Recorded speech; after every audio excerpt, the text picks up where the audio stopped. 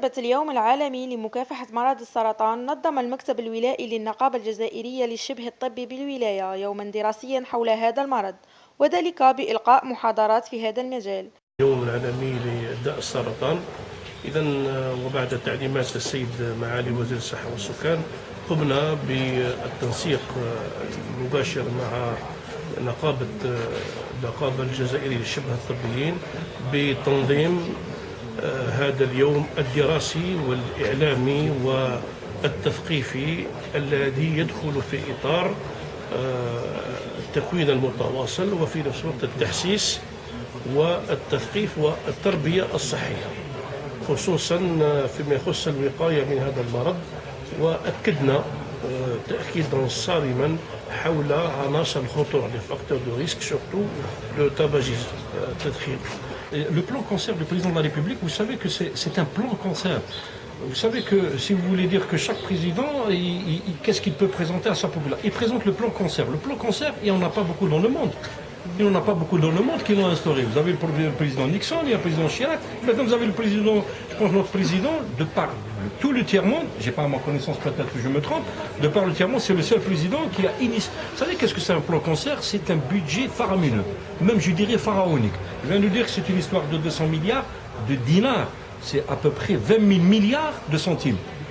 Je ne pense pas que c'est une somme qui ne veut pas dire qu'il n'y a pas de volonté. S'il n'y a pas de volonté avec 20 000 milliards de centimes, je ne sais pas qu'est-ce que c'est alors la volonté. Pour la radiothérapie, je vous fais à votre connaissance que l'Ouest, il y a le CAC de Bel Abbas, il y a le CAC de Tlemcen, il y a le CAC d'Oran, il y a l'Institut Cancer d'Oran, Institut Mchikak d'Oran. Il y en a 4 instituts, ils ont tous des bunkers de radiothérapie dont ils sont fonctionnels.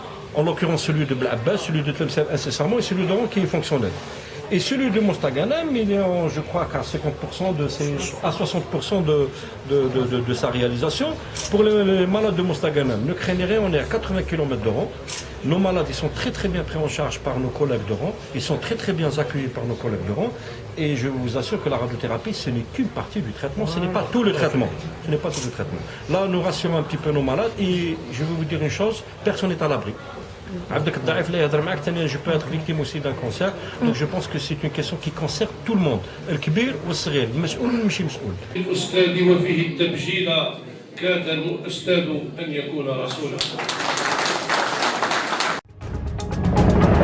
أجريت اليوم بقاعة المحاضرات للولاية قرعة الحج الاستثنائية التي أقرها رئيس الجمهورية للأشخاص الذين يفوق سنهم 70 سنة. التراب الوطني اليوم 24 فبراير 2018 اجرات القرعه على مستوى ولايه مستغانم بمقر الولايه لفائده المترشحين لموسم الحج 2018 الذين بلغوا سن 70 سنه فيما فوق وسجلوا لاكثر من 10 مرات.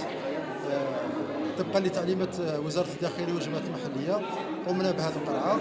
على كل حال قائمه المسجلين بلغت على مستوى ولايه مستغانم 494 مسجل. كانت الحصه ممنوحه لولايه مستغانم 39 دفتر. كما لاحظتم العمليه جرت في ظروف حسنه، في شفافيه وفي حياد تام. نتمنى ان شاء الله الذين لم يسعفهم الحظ هذه السنه يسعفهم الحظ ان شاء الله في السنوات المقبله. وعود الميلود.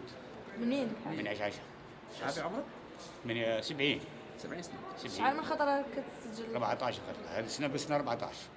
خرجت؟ 14 بوا. هذه الخطرة خرجت الحاج؟ خرجت على ربي إن شاء الله. الحمد لله يا ربي مفتح علينا ربي. والله يعني إن شاء الله نكونوا إن شاء الله كاع الناس إن شاء الله يحبوا هذا المكان إن شاء الله. والله يورث به الناس الصالحين إن شاء الله. جلالة خيرة. شحال ماركيتي من خطرة الحاجة؟ قلت بالك راني في 20 خطرة. نقول له أنا طالبة الحجة، ماني طالبة لا ماكلة لا شراب لا حاجة. أنا طالبة حجة ما دامني شوية في عمر. جيت على بال فرحة.